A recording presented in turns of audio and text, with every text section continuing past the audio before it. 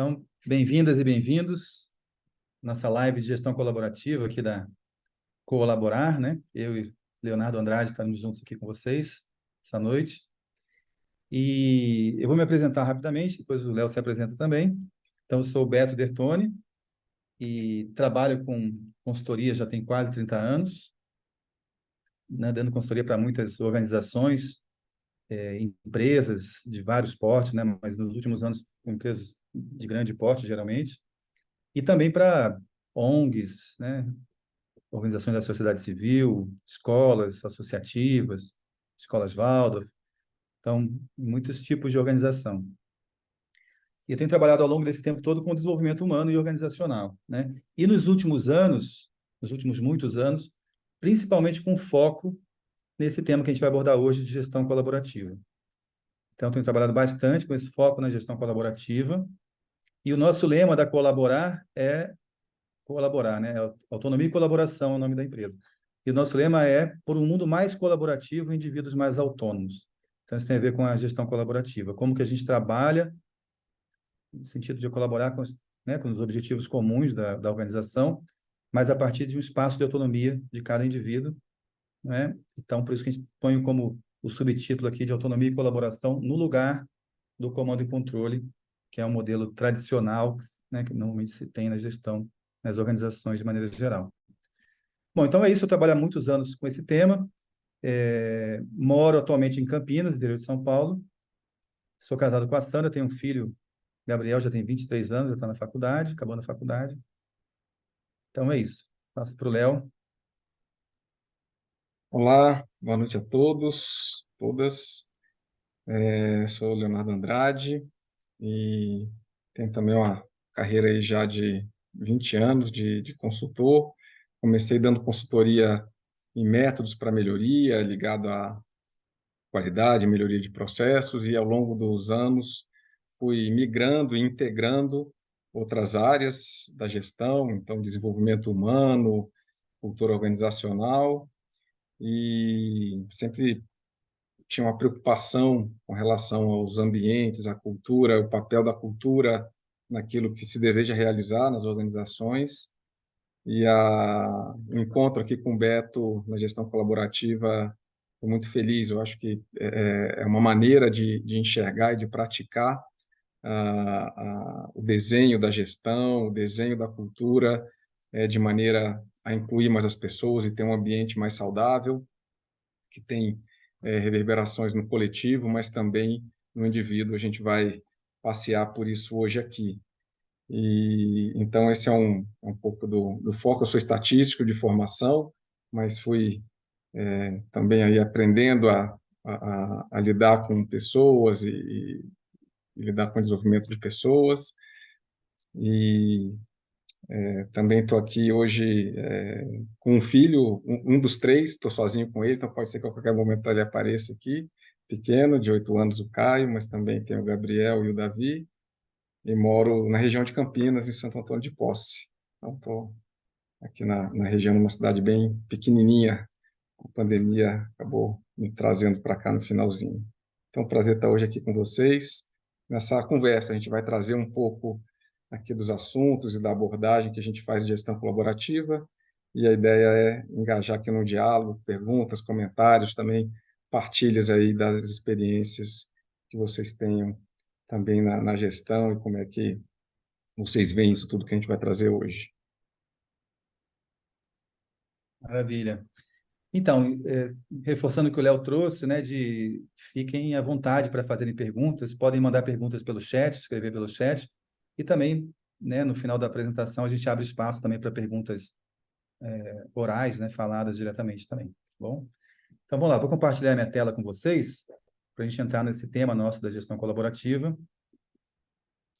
Então, como eu tinha comentado, né, o colaborar, nós temos esse lema aqui de por um mundo mais colaborativo, indivíduos mais autônomos, e nosso tema é esse, gestão colaborativa, né, autonomia e colaboração no lugar do comando e controle. Então, o que será isso, né? Como que a gente trabalha com isso?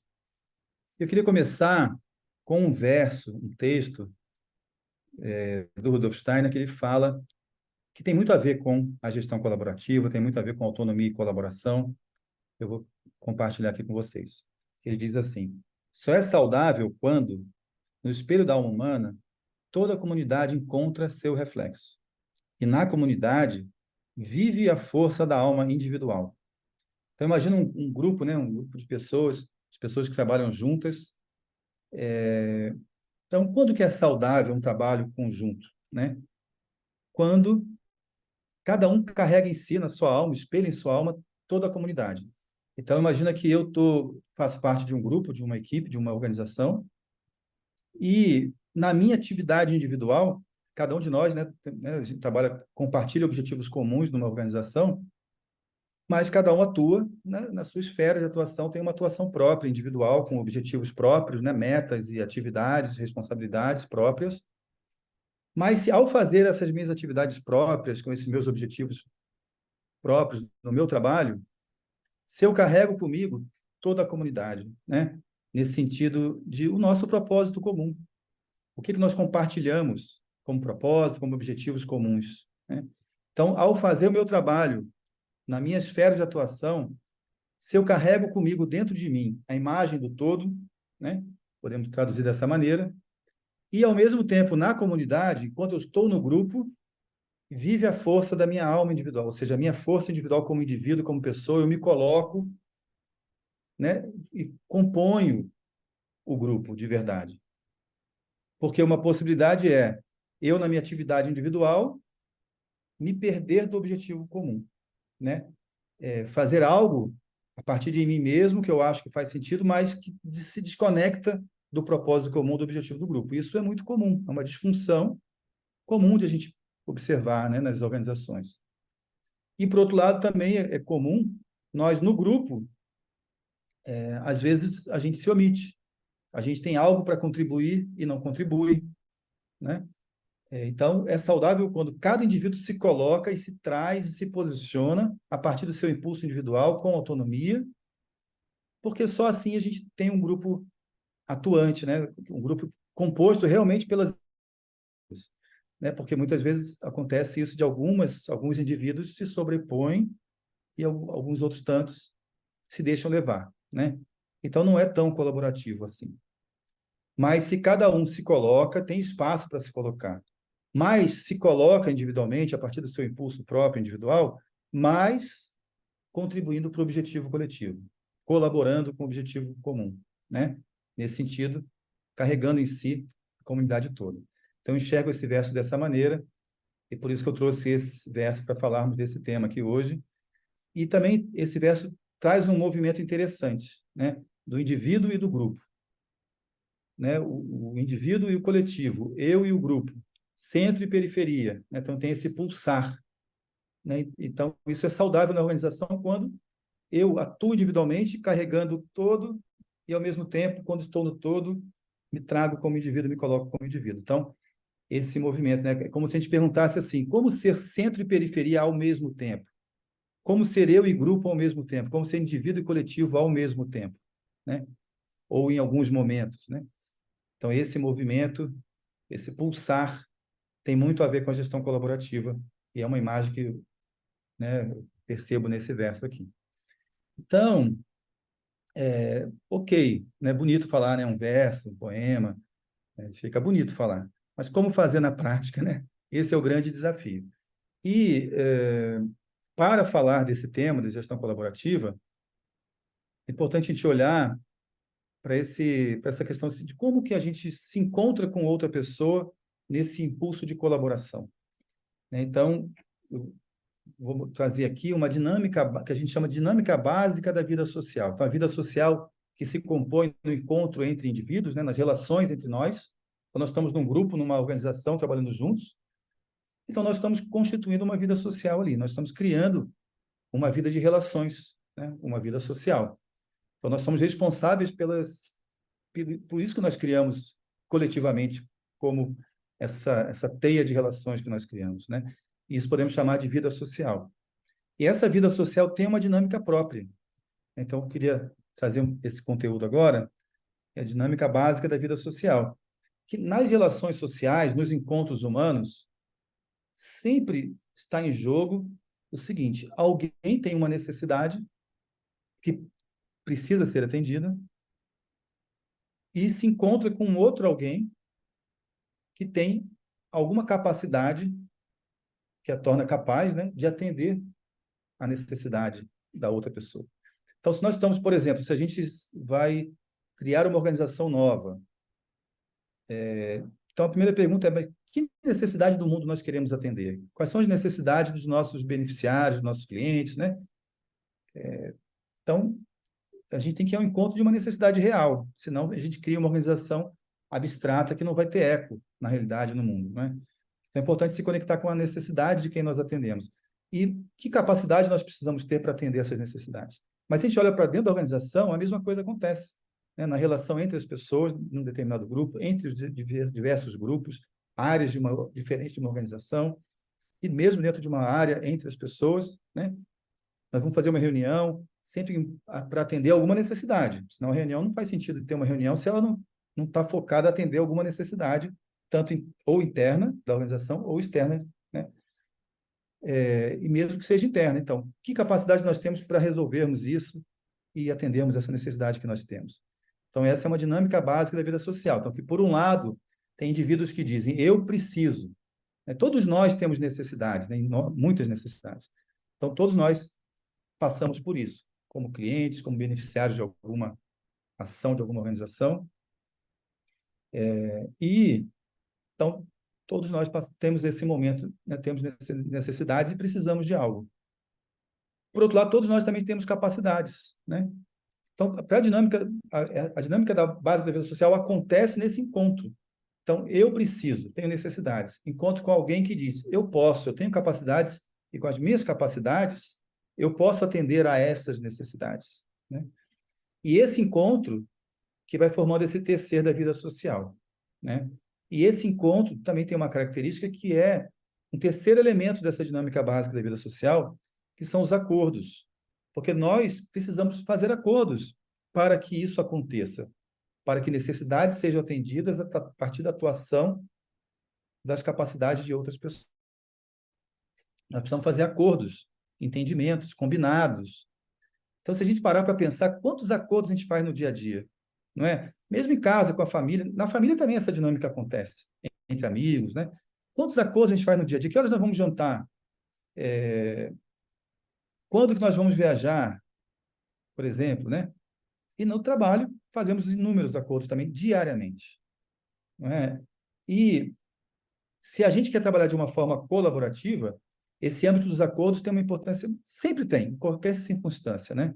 Mas quando é uma estrutura mais hierarquizada, né, que vive esse lema do manda quem pode e obedece quem tem juízo, aí alguém determina, olha, vai ser assim e os outros, ok, mesmo que não gostem, baixa a cabeça, tá bom. Então, o acordo, ele dura enquanto as pessoas não se manifestarem, não reclamarem, né? Enquanto houver essa relação de submissão. Então, o acordo tende a ser frágil, porque eu posso falar, tudo bem, concordo, aceito o que você está determinando, porque você é meu chefe, meu superior hierárquico. Mas, por dentro, eu não estou gostando. O que vai acontecer na prática? Às vezes eu vou começar a contaminar outras pessoas. Poxa, está vendo que ele falou que é absurdo, não vai dar certo, não tem nada a ver. Mas na frente, na hora do combinado, eu me omito, né? Então, lembra do verso lá, não viveu a força da minha alma individual, eu me deixei levar e me omiti, né? Porque tem uma relação hierárquica que pode ter uma relação de submissão, de medo, de comando e controle. Agora, se a gente quer trabalhar de uma forma mais colaborativa, então os acordos ganham uma outra dimensão, né? A qualidade dos acordos que nós fazemos. Os acordos, de uma certa maneira, numa estrutura mais colaborativa, de uma certa maneira, os acordos ganham a força da hierarquia, né? Da linha de comando, vamos dizer assim. Porque quando tem um chefe que manda, acabou, está resolvido. Quando a gente quer trabalhar de uma forma mais colaborativa, o que sustenta, o que nos orienta no que nós vamos fazer, é que acordos nós criamos para irmos na direção dos nossos objetivos, dos nossos propósitos, né? Então, esses acordos precisam ser bem costurados, né? Então, é um âmbito muito importante também dessa dinâmica. E aí, está ligado ao nós queremos. Então, por um lado, eu preciso, por outro lado, eu posso, e juntos nós queremos. Nós queremos fazer algo conjuntamente, queremos fazer uma atividade, um projeto, né? Conectarmos capacidades para atender necessidades tais, e todos nós queremos fazer juntos. né? Então, esse é o âmbito da gestão colaborativa, esse nós queremos, quando nós queremos fazer algo juntos. Aí surgem várias questões, né? Poxa, como que a gente trabalha nesse âmbito do nós queremos? Como é que a gente trabalha com uma gestão mais colaborativa, sabendo de todos os desafios e dificuldades que existem, né, numa dinâmica mais horizontal, mais colaborativa? E o que eu percebo, assim, da minha prática, da minha experiência, trabalhando com diversos grupos há muitos anos, é que nós ainda estamos engatinhando nesse nós queremos, né? Então, se a gente olha para um certo pra um caminho de desenvolvimento que nós temos feito como humanidade, né, principalmente, né, nossa cultura ocidental, o caminho de desenvolvimento que nós temos feito é um caminho em que esse nós queremos é algo muito novo ainda na história. Então, vou trazer um pouco desse caminho para a gente olhar que tem essa forma de U, né? Então, o U tem sido mais falado ultimamente, essa forma de U, né? A teoria U, por exemplo, traz também essa imagem do U. Essa imagem do U, ela traz tem a ver com um caminho que vem de um lugar e aprofunda em alguns aspectos, mas se desconecta de outros, depois volta, retoma a partir de um novo lugar, né?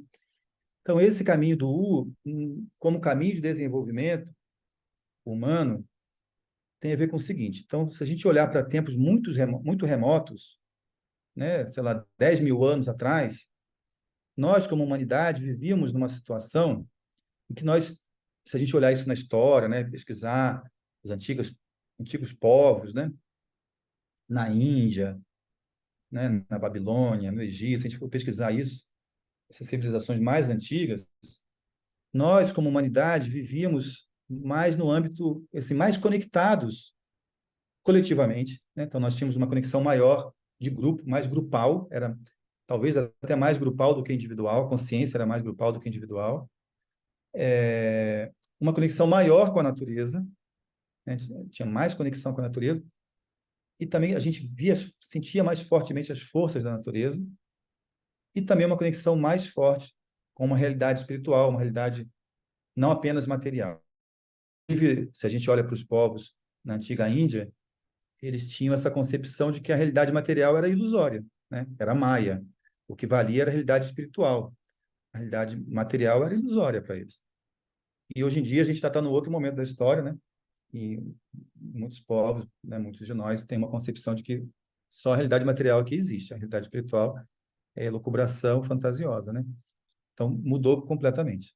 Então esses povos mais antigos, nós como humanidade vivíamos nesse âmbito mais assim de do nós devemos e mais conectados, ou seja, mais coletivo e mais conectados com a realidade espiritual, com o coletivo, com a natureza, nesse sentido do nós devemos. Então nós recebíamos orientação de lideranças externas, muitas vezes guias espirituais nessas culturas mais antigas, né? Por exemplo, no Egito, o faraó, né? O faraó determinava algo e o povo cumpria, não se discutia isso. Então, nós, como povo, nos sentimos na obrigação de executar o que era determinado pelo grande líder, né? Não havia muita discussão sobre isso. E aos poucos, nesse caminho de desenvolvimento, nós fomos seguindo um caminho, dois movimentos em paralelo, né? Um de individuação, a individualidade ficando cada vez mais forte, então a gente fica cada vez mais se desconectando do coletivo e ficando a individualidade cada vez mais forte, e também cada vez mais conectado com a realidade material, né? O ser humano começou a trabalhar com agricultura, a cultivar a terra, a fazer ferramentas, a investigar, e aos poucos, né, cada vez mais, a ciência se desenvolvendo, a investigar a matéria até chegar na submatéria, né? Realidades microscópicas materiais. Então, nós fomos cada vez mais entrando no mundo material, nos conectando mais com essa realidade material, tendo mais conhecimento sobre como o mundo funciona, como as coisas são, e de um ponto de vista muito mais individual, aos poucos, né? Foi uma trajetória, tem sido uma trajetória de muitos anos, né? De milênios. Então, em algum momento nessa trajetória, né, a gente já estava com a individualidade mais forte, mas ainda numa conexão de submissão com lideranças externas. Então, nós fomos para o âmbito do eu devo. Então, eu devo seguir. Então, por exemplo, nas organizações, né, eu devo seguir o que o chefe falou. Então, eu trabalho já há um pouco mais de 30 anos. Se a gente olhar 30 anos atrás, nem se falava assim de gestão, né? Nem colaborativo, então, nem pensar, mas gestão, não era gestão. O gestor, né? O colaborador, era o chefe e o funcionário, né? O chefe mandava, o funcionário simplesmente obedecia, não tinha discussão. O funcionário podia não gostar, achar muito ruim, ficar chateadíssimo, mas obedecia. O chefe falou, né? Quem sou eu para confrontar, né? Então, havia essa relação muito forte de submissão, que a gente pode chamar que é uma relação de dependência, né? Isso, claro que isso ainda existe hoje, né? Ainda vivemos num mundo, ainda tem muitos momentos do eu devo, que a gente se submete, muitos momentos também do nós devemos, e que como grupo a gente vai nesse efeito manada, que a gente fala, né? Às vezes a gente vê no mundo coisas acontecendo assim, um líder carismático dá uma direção e um grupo grande, uma massa, vai nesse efeito manada, né? Sem muita consciência do que está fazendo. Isso também existe no mundo de hoje. Mas, num certo momento, isso era o mais predominante. Chegou no momento da história que esse eu devo ficou mais forte, mais comum até do que o nós devemos. E, aos poucos, nós fomos indo para esse caminho do U e chegamos no eu quero, que talvez hoje seja o mais forte, o mais predominante. Apesar dos outros movimentos, como eu falei, ainda existirem, né? Tudo isso coexiste no mundo de hoje, mas o eu quero, a gente percebe que é o mais predominante. A gente vê muito claramente essa coisa que os indivíduos não se submetem mais tão facilmente a uma ordem exterior, né? Então, hoje em dia, não basta o pai ou a mãe falar para a filha e o filho obedecerem, né? Não basta a professora ou o professor falar para o aluno obedecerem. Não é? Não basta o chefe falar, ou a chefe, para os funcionários ou os funcionários obedecerem, né? Então, mudou muito, né? Não basta o padre falar para os fiéis todos obedecerem, né? Então isso mudou muito, porque a nossa individualidade está mais forte ainda do que antes e a gente não quer se deixar mais submeter tão facilmente a uma autoridade externa. A gente quer fazer prevalecer a nossa própria vontade. Então é um impulso muito forte de independência, né? E com isso, naturalmente surgem mais conflitos, né? Porque se alguém fala, eu obedeço, eu não vou confrontar, a coisa vai. Eu posso ficar insatisfeito, não cumprir bem a minha tarefa, porque foi meio. Mas não tem muito conflito. Mas quando a gente começa a trabalhar como nós vivemos hoje, né, com as vontades mais fortes, a gente vê isso acontecendo no mundo, né, nas organizações em geral, muito mais conflitos e confrontos acontecendo, né? Como a gente concilia vontades diferentes, né? E esse é o grande desafio desse próximo passo, que que eu percebo que é um movimento ainda embrionário na humanidade, né? Tem poucas décadas que a gente tem mais consciência disso, e vamos trabalhar de forma coletiva. Então, essa reconexão, que eu percebo que nós temos feito nas últimas poucas décadas, um movimento de reconexão com o coletivo, com os grupos, reconexão com a natureza, esse resgate com a natureza, esse resgate dos povos originários, né, que nós estamos vivendo, que preservaram mais forte a relação com a natureza, com a realidade espiritual e com o coletivo. Então, esse resgate, né? Então, nós estamos, de uma certa maneira, num certo resgate que tem a ver com nós queremos, né? Tem a ver com interdependência.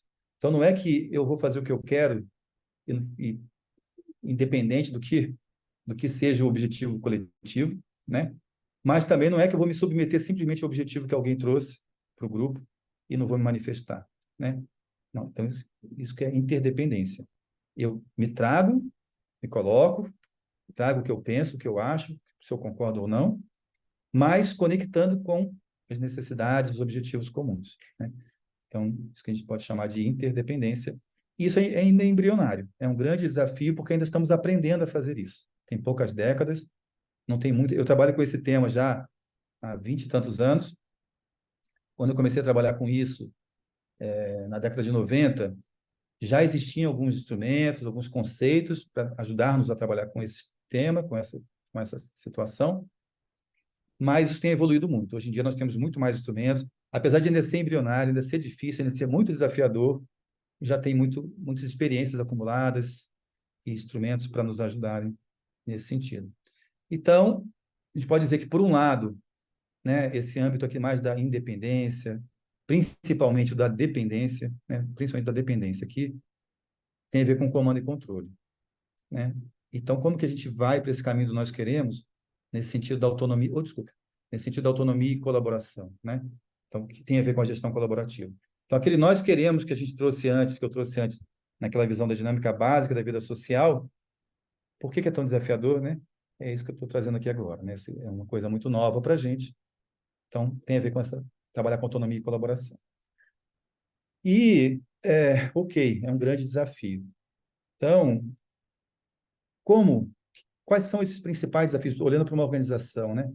Quais são esses principais desafios que nós enfrentamos para lidar com isso, né? Com esse novo passo que nós estamos tendo na humanidade, como trabalhar em grupo, de forma colaborativa.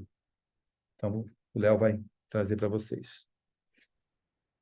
Obrigado, Beto. Então, falar um pouco aqui de desafios e mitos ligados à colaboração. É importante a gente olhar, né, na história, de como a humanidade foi se organizando, em que a gente tem realmente, conforme a gente foi começando a se organizar, modelos bastante, digamos, né, não colaborativos, né? A gente teve assim diria quase uma predominância, né, em algum momento da nossa história de organizações, de economias baseadas no trabalho escravo.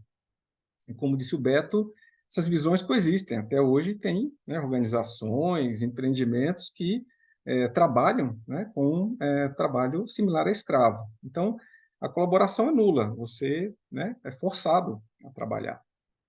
E isso, obviamente, foi evoluindo, né? Então, a gente foi tendo organizações que cada vez mais tiveram que lidar, né, com a vontade dos seus colaboradores. Como disse o Beto, antes nem se chamava de colaborador.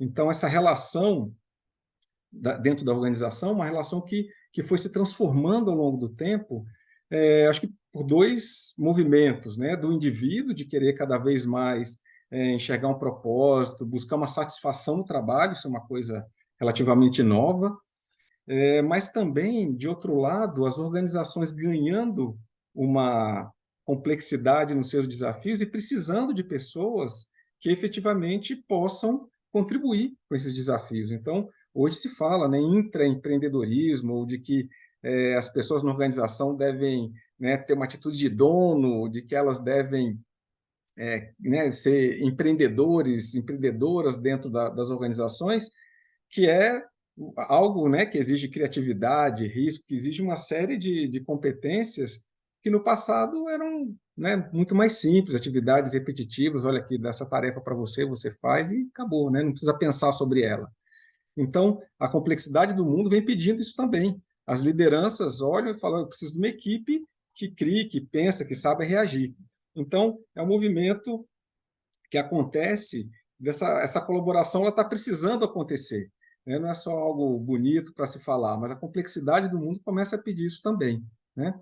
Mas a gente não tem esse histórico, a gente não tem esse conhecimento, então é um processo que gera medos, né? Como é que isso vai acontecer? Como é que eu vou perder poder? Quer dizer, quem está lá determinando tudo nos modelos de comando e controle, né? Como é que eu vou dar? Será que as pessoas vão saber fazer? Elas vão errar? O que vai acontecer? Então, tem uma série de receios, tem uma série né, de medos que permeiam essa descentralização de poder, né? Porque é um vazio, digamos assim. Você for olhar, né, os principais MBAs, que ninguém está falando disso, né? Está ainda todo mundo falando dos jeitos tradicionais de gestão. Então, é um processo de aprendizagem.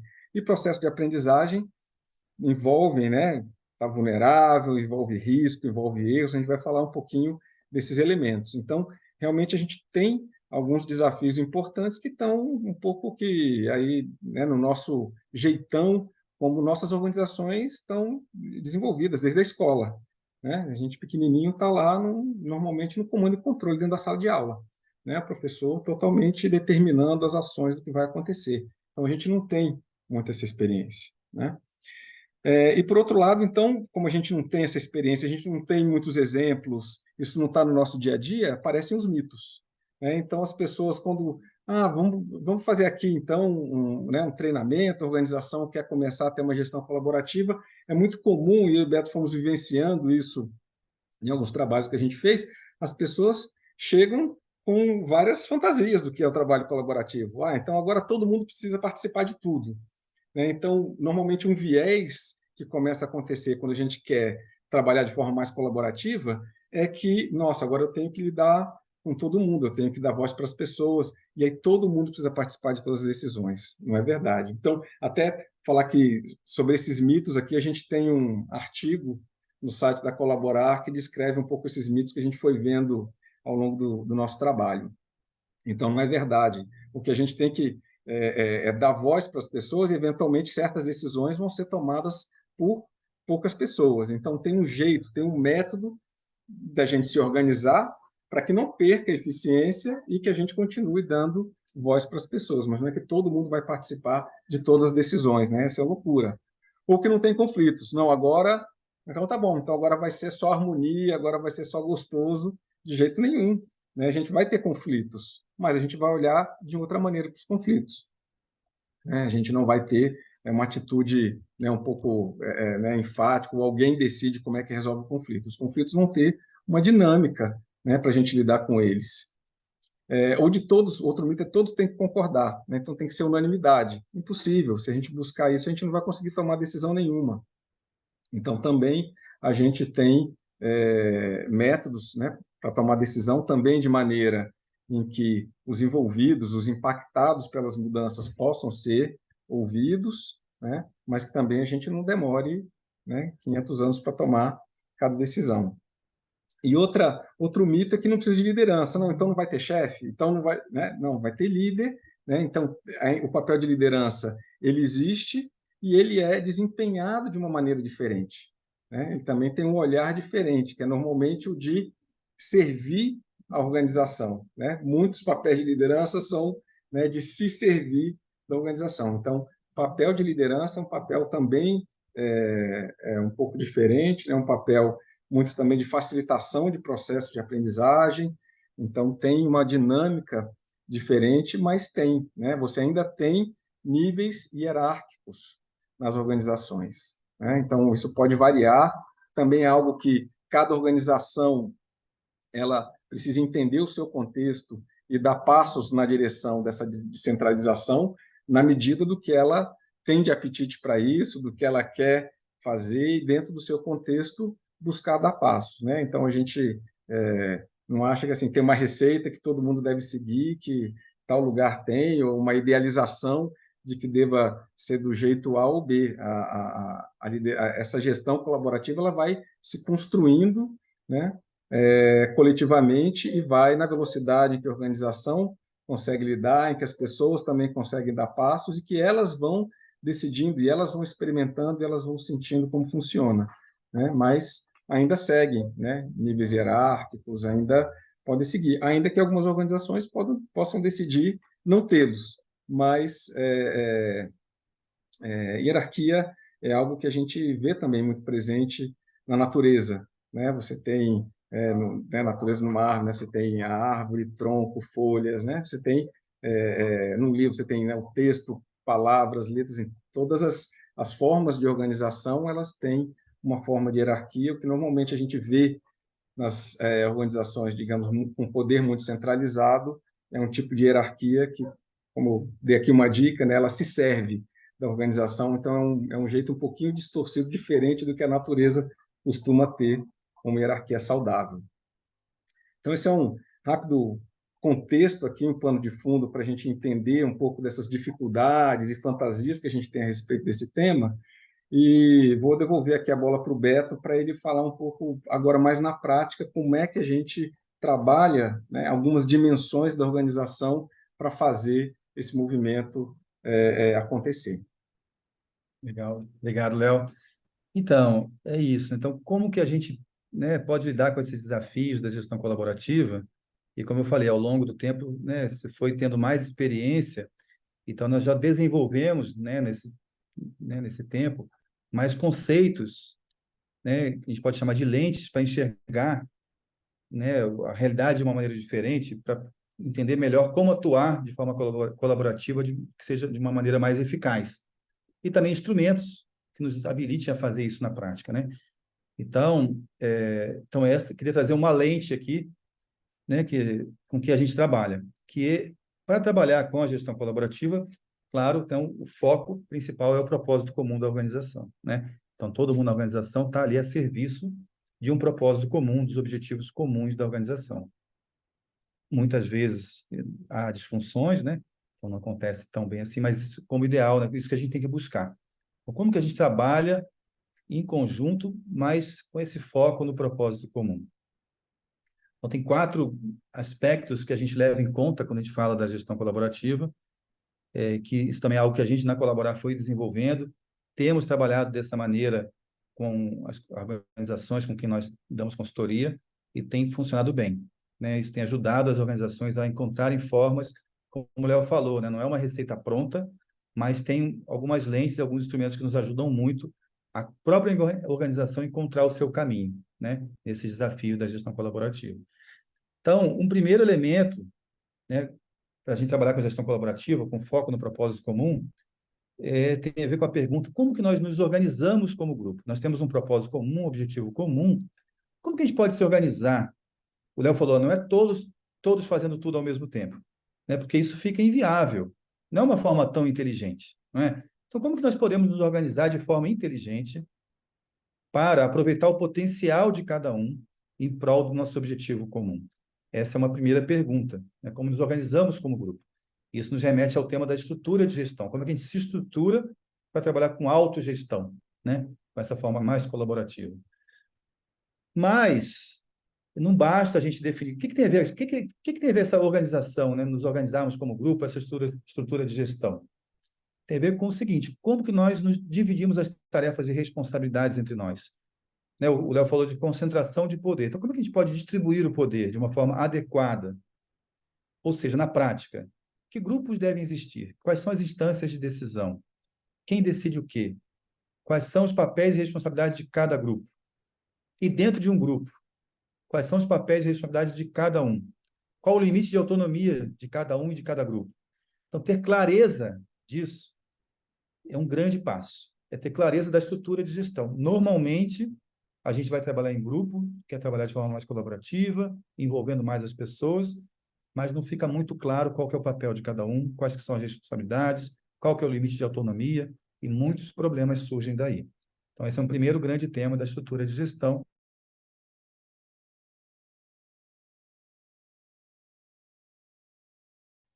Mas só isso não resolve a questão da gestão colaborativa. Porque, além disso, se a gente tem a estrutura bem feita, mas as nossas reuniões são improdutivas, são chatas, cansativas, a tomada de decisão é inadequada, a gente não dá feedback um para o outro, isso vai desandar, a estrutura vai ruir, vai minar a estrutura, né? Então, uma segunda pergunta importante é como funcionamos como grupo, né? Nesse sentido, que processos colaborativos nós precisamos aprender a fazer melhor para sustentar essa estrutura distribuída, colaborativa e mais horizontal, né? Então, por exemplo, processos de reuniões. Como é que a gente faz uma reunião que a gente leve em conta as vozes de todo mundo, mas que ao mesmo tempo não é longa, chata, cansativa, que é empolgante e engajadora, né? Como que a gente toma uma decisão em grupo em que a gente leva em conta as diferentes opiniões, contempla as diferentes visões e ao mesmo tempo não é tão demorada, né? Então, esses são desafios precisam ser endereçados além da estrutura, né, de papéis e responsabilidades. Então, tem a ver com isso, como funcionamos como grupo, os processos colaborativos, né? E, ok, então, aprendemos a fazer processos colaborativos, né? Nós, na Colaborar, nós trabalhamos muito nesses 2 primeiros âmbitos aqui, nós trabalhamos com base na sociocracia, na holacracia, que são métodos, formas de gestão dinâmica, né? Em que a gente forma grupos de acordo com a necessidade, atribui responsabilidades, faz reuniões mais produtivas envolvendo todo mundo, tomada de decisão com um método adequado, mais eficaz, né? Então, a sociocracia e a holacracia nos dão base, nos ajudam, né? Com conceitos e instrumentos para isso. Mas, ok, legal, aprendemos a fazer isso, poxa, já é muito bom. Mas se ainda assim, nas nossas reuniões, nós não nos escutamos adequadamente, não escutamos com empatia um ao outro, nossas conversas não são francas, não são respeitosas, né? Também vai minar o processo, as reuniões, de tomar decisão, não vão ser satisfatórios, né? Então, outro aspecto importante que nós precisamos olhar É isso. Como nós nos relacionamos como grupo? Como nós nos relacionamos? Tem a ver com as habilidades relacionais. Então, essas habilidades, principalmente de escuta empática, de conversas. Como é que a gente faz uma conversa franca e ao mesmo tempo respeitosa? Como é que a gente cria laços de confiança entre nós? Como é que a gente distingue o que é fato do que é julgamento? Então, esses aspectos também são muito importantes, são fundamentais, que é como nos relacionamos. E a gente usa muito como base a comunicação não violenta nesse aspecto aqui de como nos relacionamos. E, de novo, né, tem mais um aspecto importante a trazer, que a gente precisa se trabalhar, né, desenvolver habilidades relacionais. E ao nos trabalharmos, a gente vai dando conta das nossas limitações, né, e do que eu preciso melhorar e desenvolver em mim. Então, isso nos remete ao autodesenvolvimento. É como que eu aprendo, como nós aprendemos de nós mesmos. Então, como eu aprendo de mim mesmo? Como eu me torno um aprendiz de mim mesmo? E nós, como grupo, aprendemos de nós mesmos. Como nós nos tornamos aprendizes, né? Nós olhamos para o autodesenvolvimento como a base, né, que sustenta o trabalho colaborativo. Porque trabalhar com autogestão, com gestão colaborativa, exige o olhar para o autodesenvolvimento. Não tem como, porque, como eu falei, os conflitos tendem a surgir, as diferenças aparecem. Como que a gente lida com isso? Nossos limites, nossas dificuldades aparecem com mais clareza. Então, como é que a gente cria um ambiente favorável, onde todo mundo se sinta à vontade para deixar isso aparecer e a gente saber lidar com maturidade e com apoio mútuo nesse sentido, né? Então, esse é um outro grande tema. Então, esses grandes temas aqui, o primeiro a gente pode nomear de estrutura de gestão, o funcionamos como grupo, com processos colaborativos, do relacionamento, habilidades relacionais e do aprendizado aqui, o autodesenvolvimento. Então, nós vamos entrar um pouco nesses 4 aspectos agora. Então, quais são os pontos principais que a gente procura olhar no nosso trabalho com gestão colaborativa, no nosso apoio às organizações nesse sentido? Então, com relação à estrutura de gestão, né? Então, isso que eu já comentei antes, que grupos devem existir? Se a gente conseguir definir essas perguntas aqui com clareza, já é uma grande ajuda. Que grupos devem existir na organização? Qual o propósito de cada grupo? Quais são os papéis e responsabilidades dentro do grupo? Quais são os limites de atuação, de autonomia e relacionamento com outros grupos? Né? E como que a gente distribui responsabilidade nesse sentido da autogestão? E o próximo tópico de processos colaborativos também tem esses pontos principais aqui. Eu já comentei aqui, reuniões produtivas e engajadoras. Como é que a gente faz acordos e compromissos entre nós, os combinados? Lá no começo que eu comentei, né, dos acordos, né, da importância de construir acordos satisfatórios, que tenha força, né, que seja duradouro. Quando há um acordo, quando a gente faz um acordo onde há submissão, a gente faz um acordo quando alguém tem mais poder e submete os outros a algo que ele próprio quer, independente se os outros querem ou não, o acordo tende a ser menos duradouro, né? Ou pode ser boicotado e tudo mais. Agora, então, como é que a gente faz um acordo onde todo mundo está junto? Nós somos corresponsáveis. Um acordo tem muito mais força e tende a ser mais duradouro. Então, é isso, né? Fazer acordo exige a gente tomar decisão de forma colaborativa e também criar uma rotina, um processo de avaliação e feedbacks apreciativos. Então, feedback não é o espaço de expressar nossa raiva. Você pode expressar raiva de uma forma adequada, mas não é o espaço de botar alguém na parede, fuzilar ninguém, punir ninguém, né? É um espaço de aprendizado. Então, como que a gente cria um ambiente onde todo mundo se sente à vontade para dar e receber feedbacks? Então, é importante a gente criar uma rotinas de avaliação e feedbacks no grupo de forma apreciativa, né? De maneira que todo mundo se sinta à vontade de dar, receber feedbacks, porque senão a gente faz um acordo, a gente faz os acordos, né? E às vezes acontece que o acordo eventualmente não vai ser cumprido por alguém. Então, de repente, tem algo, fizemos um acordo e eu estou responsável por uma tarefa. Pode ser que eu tive algum problema ou me equivoquei de algum jeito que não consegui cumprir a tarefa combinada, não é? Mas não fiz isso porque eu não não fiz de propósito, né? Então, como é que a gente dá feedback um para o outro para que a gente possa aprender como grupo, se desenvolver como grupo, né? Então, isso é muito importante. E para falar dos outros aspectos, né, então, passar a bola de volta para o Léo, entrando na questão das habilidades relacionais. Legal, Beto, obrigado. Então, essa terceira dimensão, a terceira pétala daquela flor que o Beto trouxe, os 4 aspectos, né?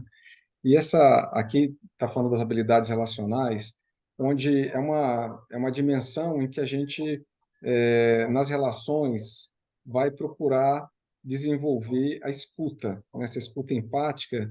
A escuta ela tem a ver não só com, né, com ouvir, mas como a gente percebe o mundo, como a gente percebe o outro, né? E como a gente, nas relações, costuma trazer nossos vieses, nossas certezas, nossos julgamentos. Então, a escuta, ela, né, desenvolver a chamada escuta empática, tem a ver com a gente começar a perceber esses aspectos inconscientes que a gente tem quando a gente está na relação com o outro, né?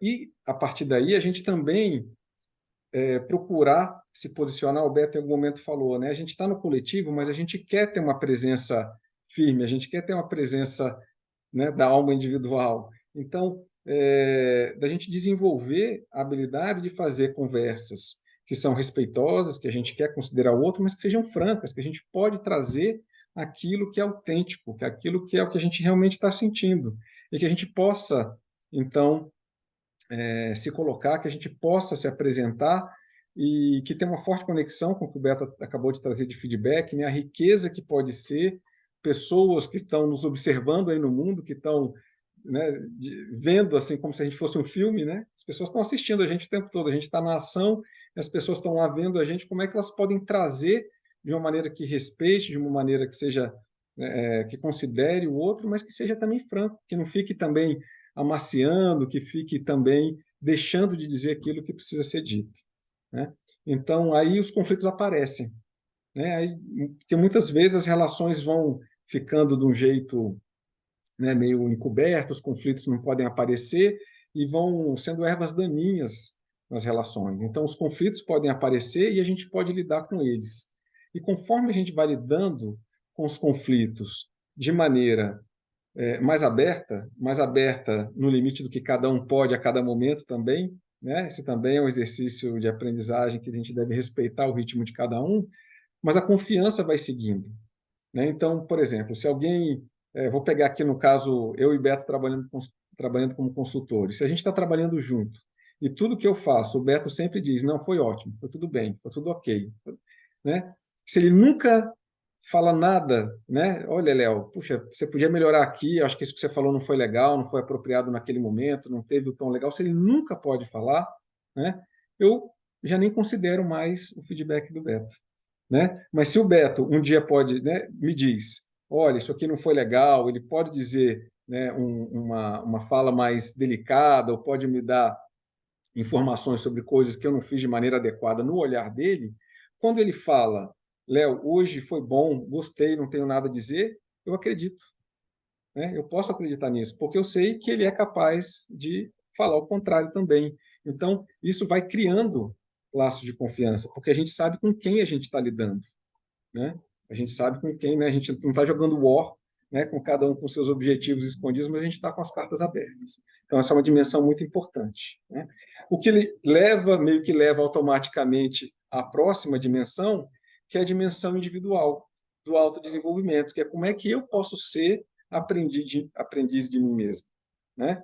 Como é que eu posso começar a olhar e falar assim, bom, se eu tiver que ficar esperando o outro se resolver, o outro, né, melhorar na comunicação dele, etc., eu vou ficar talvez esperando a vida toda. O que eu posso fazer, né? Concretamente, eu posso olhar para mim mesmo, né? Talvez esse seja um jeito muito concreto daquela frase famosa do Gandhi, né, de ser a mudança que quer ver no mundo. Então, eu vou me tornar protagonista, né, da minha mudança, e eu vou me abrir, eu vou procurar esse feedback, eu vou procurar me desenvolver, onde é que, né, a coisa pega, o que eu tenho de competências, o que eu tenho que brilha, mas o que eu tenho também que eventualmente é sombra, o que eu tenho que eu provoco nos outros um desconforto, inibição, culpa, vergonha, o que eu também promovo que eu não gostaria, né? Mas que normalmente a gente também não quer muito ver, não é uma coisa muito gostosa, né? A gente não quer muito ver porque também pega né, na gente. A gente vai ficar com vergonha, com culpa. Então, essa dimensão que precisa, de alguma maneira, também ser cuidada, que precisa ser aberta, de que existe um caminho, que todos nós temos luzes e sombras, que todos nós vivemos no mundo emocional, né? Alguns talvez mais racionais que outros, mas todos nós somos, né, emocionais na base.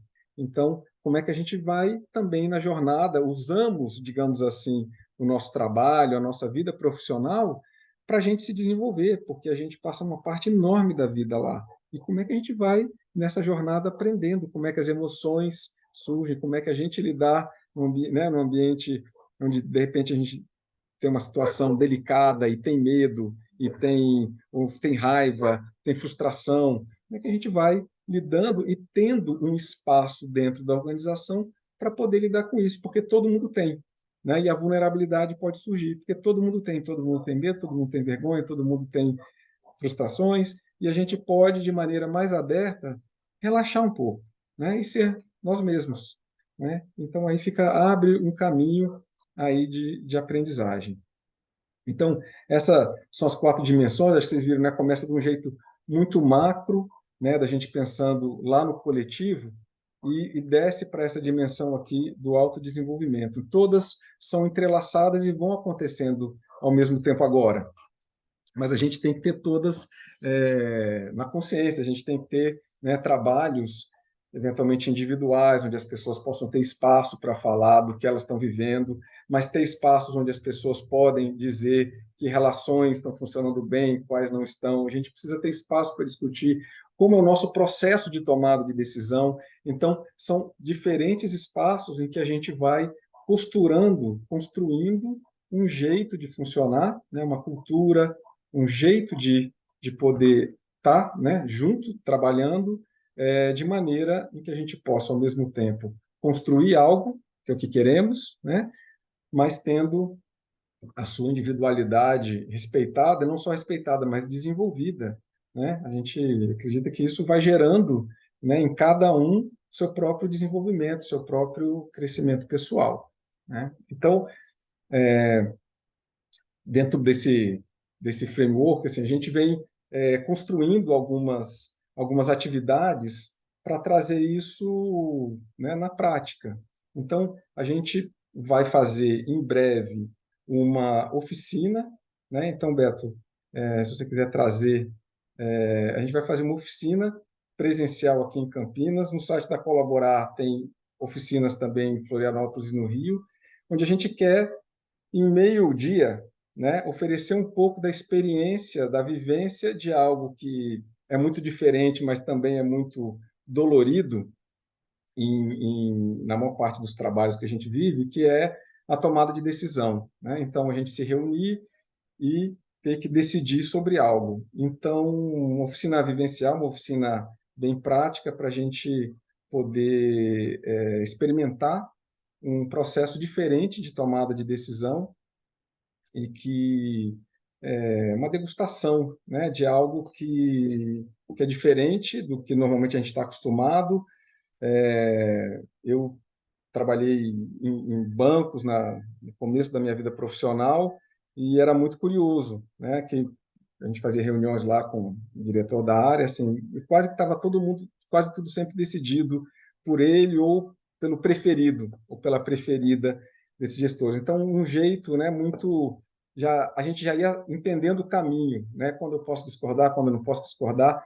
Então, a gente vai experimentar aqui nessa oficina uma maneira diferente, onde a gente convida todos a falar, mas com eficiência. Eu acho que esse é o desafio da gestão colaborativa, da gente conseguir dar voz a mais pessoas, a mais visões, digamos, se aproveitar da inteligência coletiva do grupo, mas sem perder a eficiência, sem ficar o dia todo perdidos em discussões intermináveis, que é também a experiência de muitas pessoas que tentam, né, de maneira digamos assim, bem intencionada, dar essa voz a todos. Então, acho que esse é um exercício interessante que a gente quer trazer. E, Beto, se quiser continuar, também a gente vai trazer uma sequência. Legal, Léo. Então, como o Léo falou, né, essa oficina nós faremos dia 28 de outubro, aqui em Campinas. Eu moro em Campinas, o Léo mora aqui pertinho, vai ser amanhã toda. Mas teremos também uma oficina no Rio de Janeiro, dia 11 de novembro, e outra em Florianópolis, 25 de novembro, aí em parceria com outras instituições, no Rio de Janeiro em parceria com a Humana Ser, em Florianópolis com a Associação Sagres.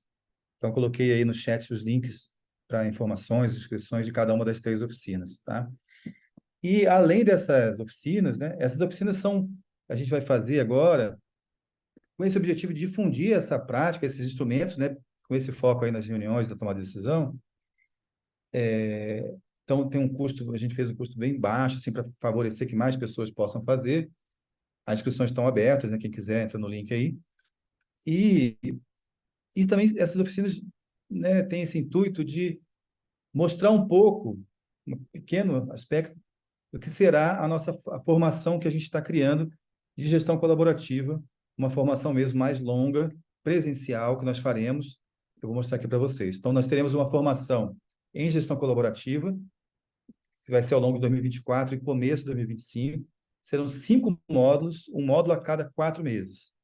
A de Campinas vai começar 27 de fevereiro, no finalzinho de fevereiro. O carnaval é bem no começo de fevereiro, então a gente vai fazer finalzinho de fevereiro, pegando o começo de março.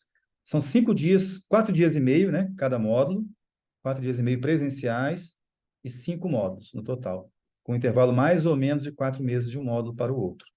Então, essas são as datas aí do início de cada uma delas. E os temas que nós trabalharemos têm a ver com isso que a gente falou aqui agora, esses 4 aspectos da gestão colaborativa, né?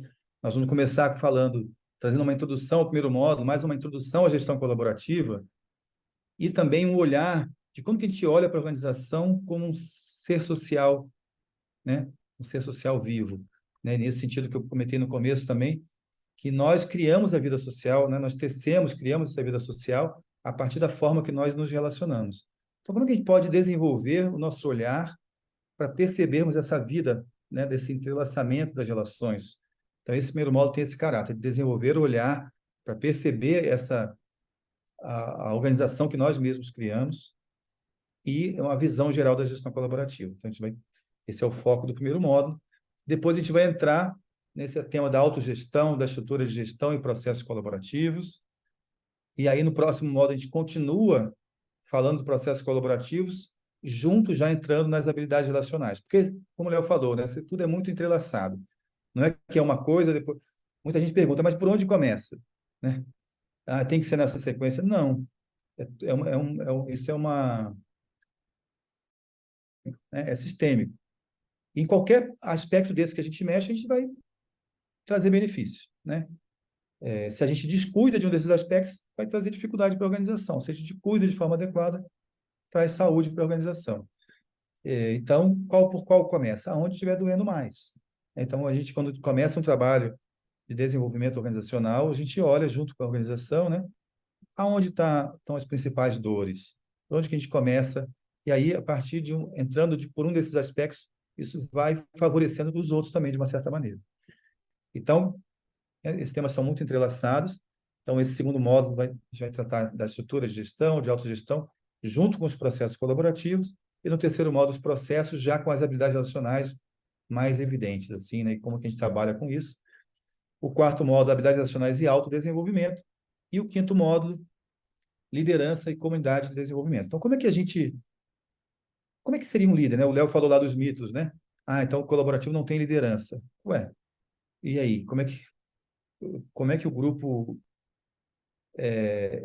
Quando não tem liderança, é muito mais difícil para o grupo se dar conta da direção. Então, o líder colaborativo, a gente vai aprofundar muito, né, na formação, mas um líder colaborativo não é um líder que manda nos outros, né? Então, esse líder realmente não cabe numa gestão colaborativa, mas é um líder que ajuda o grupo a ir na direção do seu propósito comum e que ajuda o grupo a participar de forma mais colaborativa e que ajuda o grupo no seu caminho de desenvolvimento. Então, dessa forma, a gente olha para a liderança colaborativa. Então, ou seja, o líder é uma pessoa que contribui para fazer da organização uma comunidade de desenvolvimento. Então, como que a gente constrói, né, nós como grupo, nos construímos como uma comunidade de desenvolvimento, ou seja, em que nós nos apoiamos mutuamente no nosso desenvolvimento. Então, esse vai ser o quinto módulo. Então, no site tem mais informações, tá? Lá no site, o Léo colocou aí o link para a formação de Campinas, que vai começar no final de fevereiro, e da formação de Florianópolis começa em março. A formação do Rio de Janeiro ainda não está pronta a página, que vai começar só em meados de abril, então ainda tem um tempo, mas a estrutura é bem similar, né? Então é isso que a gente tinha para trazer hoje. Estamos ansiosos, curiosos para ouvirmos um pouco de vocês. Falamos muito, agora queremos ouvir um pouco de vocês também. Se alguém tem perguntas, eu vi que alguns colocaram perguntas no chat. E vamos resgatando aqui, né? O Léo já fez uma resposta para a Cristina, né? E pelo chat mesmo. A Simone perguntou, viu, Léo, também se você quiser complementa, você fala, eu complemento, a gente vai dançando aqui juntos, né? Então, essa pergunta da Simone, gestão colaborativa versus gestão participativa versus gestão democrática, são modelos diferentes? São muito similares, né? Mas a gente pode definir, ter uma definição diferenciada para cada um desses aspectos que você está trazendo na sua pergunta.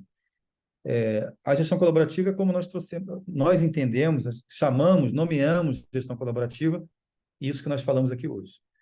Uma gestão participativa, então eu, no meu trabalho com organizações, eu tenho trabalhado, né? Trabalho ainda, já há muitos anos com desenvolvimento de lideranças em grandes corporações, grandes empresas, os grandes bancos aqui no Brasil, todo, né? O Itaú, Santander, Bradesco, Raia Drogasil, Gol, Cirela, Fiat, várias empresas de grande porte com desenvolvimento de lideranças.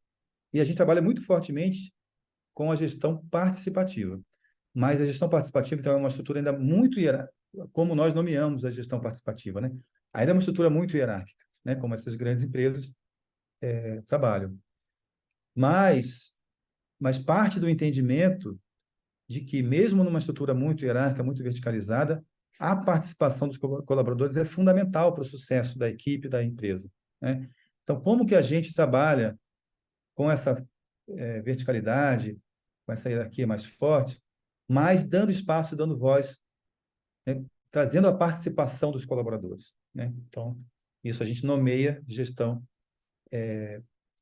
participativa. E gestão democrática, eu entendo, esse é o meu entendimento, eu entendo como, por exemplo, uma gestão de representatividade, onde nós temos grupos, aí uma pessoa representa aquele grupo no outro grupo acima, que aí decide tudo por maioria, né?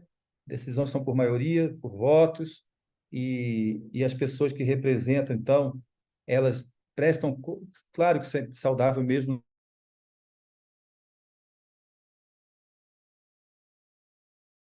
não necessariamente por maioria. Decisões que a gente chama por consentimento, que não é igual ao consenso, não é consenso e não é maioria. É uma outra coisa que nessas oficinas que a gente vai trabalhar agora, né, de reuniões e tomada de decisão, vamos trabalhar bastante isso, né?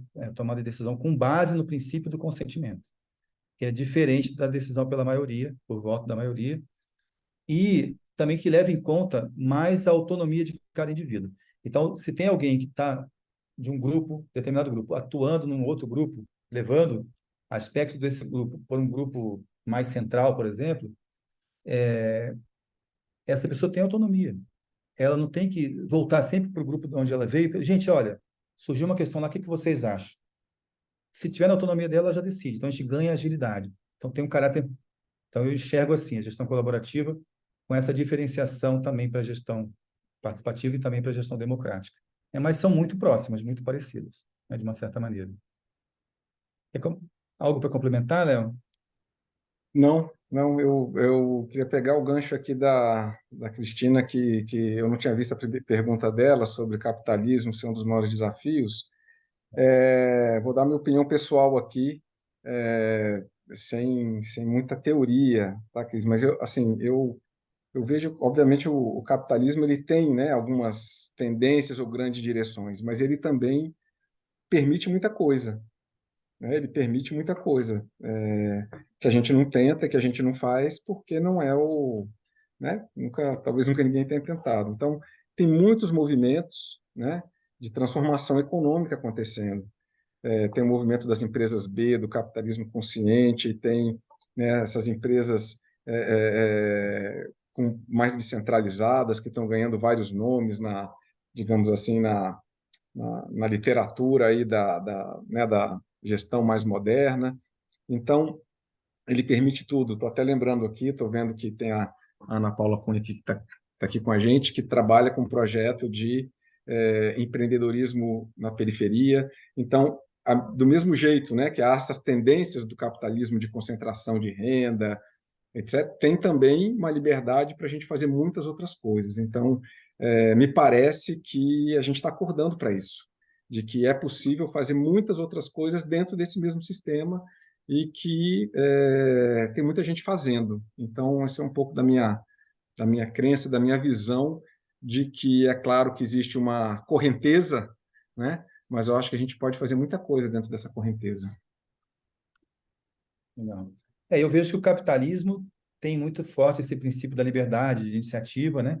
Que é importante, né? A gente está falando de autonomia, tem a ver com esse impulso de liberdade, de tomada de iniciativa, mas carece muitas vezes do aspecto da colaboração, né? Então a gente pode talvez dizer que tem mais forte o aspecto da autonomia e menos forte da colaboração, mas como o Léo falou, tem vários movimentos, né, hoje em dia de, né, capitalismo consciente, das empresas B e tudo mais, que buscam trazer também esse aspecto da colaboração para dentro de um sistema capitalista, que é o sistema que nós vivemos e funcionamos, né? Muito bem. E aí tem a pergunta da Tati aqui. A comunicação no grupo parece ser o primeiro grande desafio nesse tipo de gestão.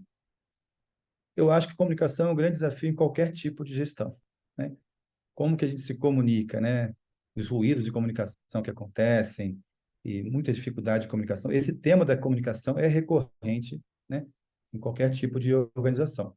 Mas, quando a gente quer trabalhar de forma mais colaborativa, que cada indivíduo tem mais protagonismo, claro que aumenta a complexidade da comunicação, né? Você tem uma linha de comando muito definida, o comando e controle, então o canal de comunicação é simplificado. Claro que há comunicação sempre lateral, né? Sem dúvida alguma, que torna a comunicação desafiadora também em qualquer circunstância, mas é mais centralizado, então é complexo, é difícil, é desafiador também. Mas numa gestão colaborativa, se a gente não cuida, pode ser mais desafiador. Eu acho que pode ser mais desafiador. O Léo já falou aqui, né? Legal, já tinha respondido. Agora que eu vi. E o Josué perguntou, além do trabalho sociocrático, qual o outro citado foi holacracia. É parecido com a sociocracia, tem alguns elementos diferentes. A sociocracia, o que eu vejo na prática, tem sido usado muito por organizações mais horizontais mesmo, se bem que a holacracia, né, tem esse lema de uma organização sem chefe, sem hierarquia, né? Então também tem esse princípio horizontal.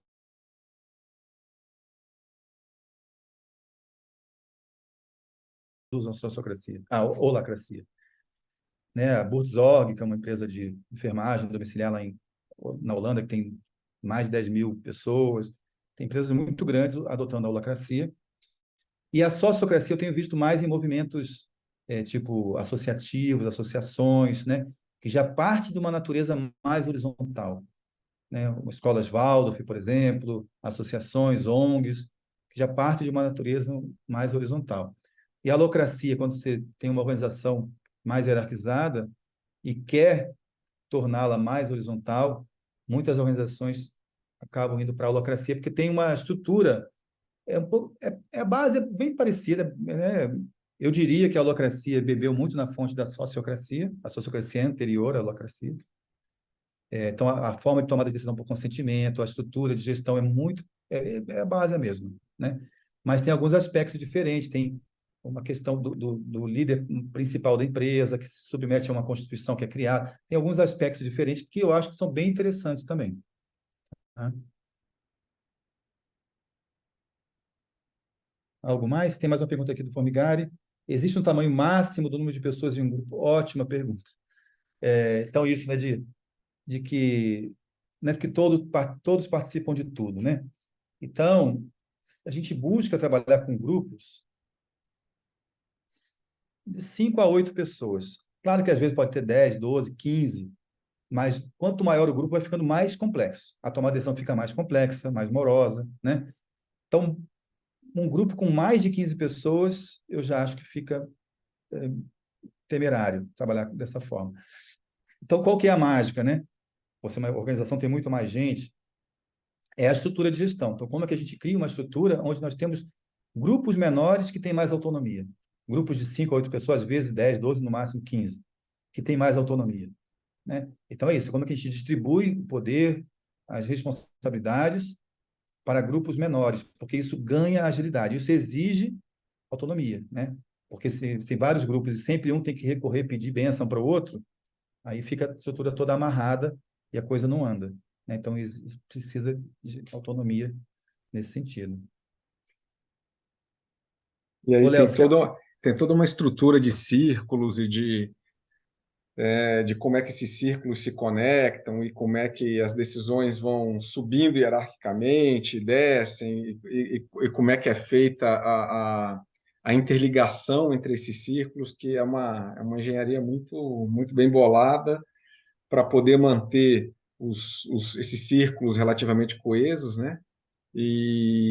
Mas permeando, né, a organização. Então, alguns círculos têm mais cara do que a gente chama de áreas funcionais hoje, né? Marketing, finanças e tal, mas tem outros círculos que são mistos. Então, né, cada organização monta a sua estrutura de gestão e governança para poder dar conta desses desafios. E o que a gente costuma ver é que eles vão se transformando ao longo do tempo. Quer dizer, a pessoa monta uma primeira versão, começa a operar, e tá falhando aqui, a informação não está fluindo ali.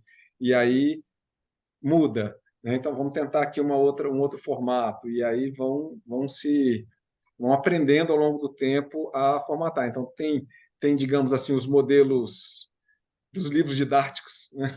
Mas aí depois cada organização vai criando o seu e é muito interessante ver como cada organização vai usando sua criatividade e as pessoas da própria organização já criando em cima os seus formatos.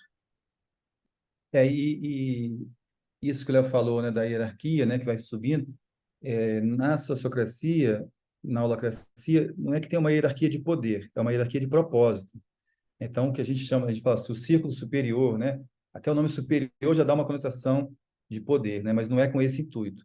Mas, por exemplo, tem um círculo superior, vamos dizer, na organização, que ele é responsável assim, ele que zela pelo propósito maior da organização. É responsável por cuidar do propósito maior da organização. Então, as decisões estratégicas de longo prazo vêm desse grupo. Esse grupo tem autonomia para isso. Então, de uma certa maneira, exerce uma liderança, mas de propósito, né? E aí um subgrupo, um subcírculo, então todos os círculos estão ligados a esse círculo superior, vamos dizer assim, esse círculo de cima. E esses outros círculos, então, eles têm um propósito específico. Então, o Léo falou, o círculo de marketing é dentro do escopo do marketing, mas tem que estar conectado com o propósito maior da organização. E aí, nesse círculo de marketing, as pessoas que atuam ali têm autonomia para atuarem nesse propósito que está delimitado, né? Bom, e tem outra pergunta aqui da Cristina sobre a teoria U. Então, esse U não é que ele vem da teoria U. Tanto a teoria da U quanto nós bebemos da mesma fonte, né? Esse U tem um grupo de consultores que se formou na década de 60 na Holanda, que era o NPI, e eles trabalhavam com esses conceitos. Eram consultores, tinham uma base de estudo na antroposofia e que começaram a elaborar vários conceitos para trabalhar, naquela época já, com gestão colaborativa na década de 60, na Holanda. Esse movimento veio para o Brasil na década de 80. Estou vendo aqui a Maria Angélica, né? Maria Angélica é uma amiga consultora também, já trabalhamos juntos, já fizemos muita coisa junto há muito tempo, né? Uns 30 anos já, né, Angélica? E a gente lida com esse tema já esse tempo todo, e de lá que vem esse U, né? A fonte vem desse grupo, e o Otto Scharmer, que criou a teoria U, também tinha conexão com essas pessoas, e ele trouxe de lá essa imagem do U, né? Só continuar um pouco a história, Beto. O Otto Scharmer, ele veio da Europa, família, ele foi aluno Waldorf, o pai era produtor biodinâmico, então tinha né, toda essa influência da antroposofia desse grupo que o Beto mencionou. Ele foi fazer o doutorado nos Estados Unidos, no MIT, com o Peter Senge, que estava lá desenvolvendo o trabalho de visão sistêmica, um livro muito famoso chamado Quinta Disciplina, e fazendo uma pesquisa sobre como as inovações acontecem, né? Uma pesquisa com as organizações que foram muito inovadoras naquele momento, lá na década de 80, final de 80, começo de 90, parte do processo de doutorado dele era estudar onde estava a centelha, onde é que estava. E aí ele discutindo lá com também um outro consultor, pesquisador importante, o Joseph Jaworski, eles têm a sacada um dia e o Otto desenha o U. Eu imagino que ele tenha sido grandemente influenciado por esse U que a gente viu hoje aqui para desenhar o U que ele levou para construir lá a teoria U, que começou se chamando processo U, depois virou teoria U. Eu acho que vem daqui a origem.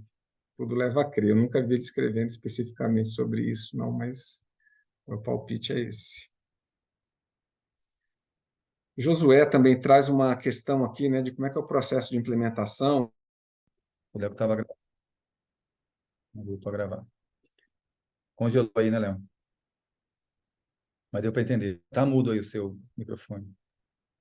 Ok, acho que caí, né? Caiu, mas já voltou, né? Beleza. Então é isso, né? Então, Eu ia falar da pergunta do Josué aqui, Beto, também. isso que eu estou falando agora. Tá. Então não é que a gente, numa gestão colaborativa, não é isso que uma pessoa responde para duas pessoas ou tantos grupos. O grupo tem autonomia dentro dos seus campos de atuação e está ligado a um grupo acima, né? Nessa hierarquia de propósito. E dentro do grupo, cada um tem seus papéis, suas responsabilidades, seu limite de autonomia também. Então, naquilo que eu tenho autonomia, eu respondo só para mim mesmo. Aquilo que eu não tenho autonomia, eu recorro à decisão no grupo, que tem uma liderança, né? Tá? Bom, gente, sobre a oficina e sobre a formação no ano que vem, alguém tem alguma pergunta também, ou algum comentário? Os links estão aí para vocês. Se alguém quiser aqui também se manifestar, as perguntas aconteceram mais pelo chat. A Mas Cristina quiser. perguntando se vai ter online. Então, isso é interessante falar. Esse curso Colaborar, Gestão Colaborativa, surgiu, né, a gente começou a fazer isso no final de 2019, aí fizemos uma turma presencial e logo veio a pandemia, aí migramos para o online. Já fizemos 5 turmas online e agora estamos voltando para o presencial, faremos essas 3 turmas presenciais ano que vem. Então, todo ano a gente faz no primeiro semestre uma turma online, só que não está ainda, não começamos a divulgar ainda. Talvez em novembro a gente começa, novembro, dezembro a gente vai colocar no site. Mas o online agora é muito mais restrita. Então, a carga horária, o online inteirinho tem mais ou menos a carga horária de um módulo do presencial. E no presencial nós teremos 5 módulos, né? E com a vantagem que a gente pode, no presencial, a gente aprofunda mais, faz. No online dá para fazer coisas fantásticas também, muitas dinâmicas, muitos exercícios em grupo, mas no presencial, eu tenho dado uma formação presencial atualmente para um grupo de escolas Waldorf e realmente é fantástico, né? Então, a gente, no modo de imersão e vários dias, né, trabalhando junto, então tem muito mais força, né? E a carga horária é muito maior, a gente aprofunda muito mais. Mas teremos sim no primeiro semestre um online de novo. E São Paulo, por enquanto, não está previsto o presencial, né? Que vai ter em Campinas, que é perto de São Paulo, né? Então não está previsto em São Paulo, não. Por enquanto, não. Mas quem sabe, né? Pode ser um futuro próximo. Diga, Henrique. Boa noite, pessoal, tudo bem? A minha Isso. dúvida sobre esse curso de formação, qual que é a estrutura dele? Tem algum, para gente que é de mais longe, que nem eu sou de Mogi das Cruzes, estou a 2 horas e pouco de Campinas. Hum. Como que seria essa estrutura para quem é de longe? Tem alguma indicação ou tem algum lugar, alguma coisa para a gente poder tá ficando? Legal. Como que é essa estrutura? Legal. Então, Obrigado. O de Campinas será num bairro aqui em Campinas mesmo, né, na cidade, dentro da cidade de Campinas. E aí a gente vai passar, quando as pessoas forem se inscrevendo, já passar dicas de hospedagem próximas, né, do local do curso, tá? Então, tem restaurante próximo para as refeições e a gente vai passar, orientar as pessoas com relação a quem precisar de hospedagem em Campinas. A gente vai passar informações também, dicas de hospedagem que fiquem perto do local do curso, né? beleza?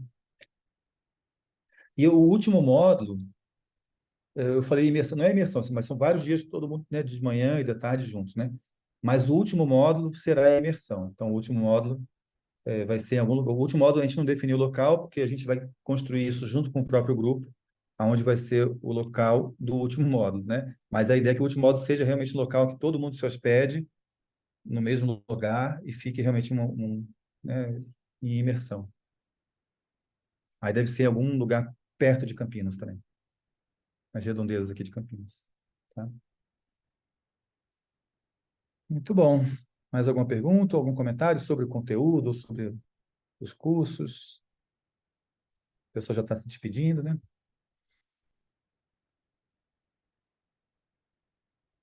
Algo mais? Alguém quer fazer algum comentário? Tranquilo? Então, acho que vamos, né? A gente podia talvez fechar assim de cada um escrever no chat como foi para você. Alguns que já saíram já escreveram, né? Alguns estão escrevendo. Quem não escreveu ainda, se quem quisesse colocar no site, no chat aí, como foi para você esse bate-papo aqui? Quer dizer, não foi tanto um bate-papo, foi mais a gente falando, né? Essa palestra, como foi para você? Pode escrever no chat. Quem quiser abrir o microfone e falar alguma coisa também fica à vontade.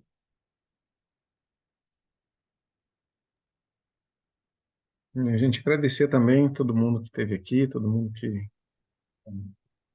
ficou com a gente, parcial completamente. Obrigado.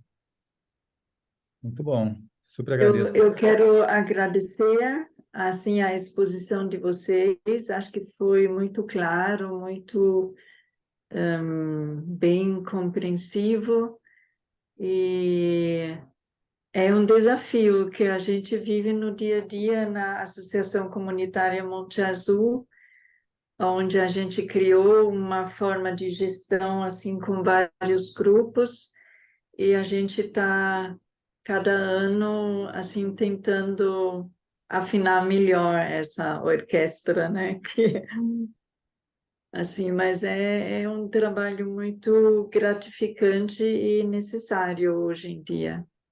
Então, muito obrigada. Legal. Muito bom. E a Associação Monte Azul, como é uma organização grande, então a gente pode, né, teria já um público, só na Associação Monte Azul já tem um público, já tem muitas pessoas, né, que poderiam se interessar. Então, Renato, como eu te falei, a gente pode conversar, se você tiver, né, esse interesse, a gente para o ano que vem, a partir de março, talvez fazer uma oficina de final de semana na Monte Azul. Bom, Seria ótimo. legal. Vamos pensar nisso. Muito bom. Muito bem, gente. Então, muito obrigado. Espero encontrá-los por Obrigado. aí. Obrigado, Beto, Leonardo. Obrigado, boa Olha noite. mesmo por toda a Obrigado, Boa Zé. explanação. noite. Beto é Obrigado, fera, já Renato. esteve na Escola Waldorf Michaelis, do Rio de Janeiro, Ah, por isso que eu achei fazendo que era em segundo lugar. trabalho sociocrático. Legal, legal, legal. Podem confiar no trabalho dele. Valeu. Testemunho online, Abração, espontâneo. gente. Boa Obrigado, noite. Josué. É. Obrigada, tchau. Tchau, Obrigado, Maria querida. Angélica. Tchau, Noite a todos. Até mais. Tchau. Tchau, tchau. Valeu, Ana. Boa noite, tchau. gente. Obrigadão. Tchau, tchau. Henrique, obrigado. Renate, Cristina, com tantas perguntas. Maria Angélica, Cláudia, Eduardo. Então, valeu, gente. Vou fechando aqui.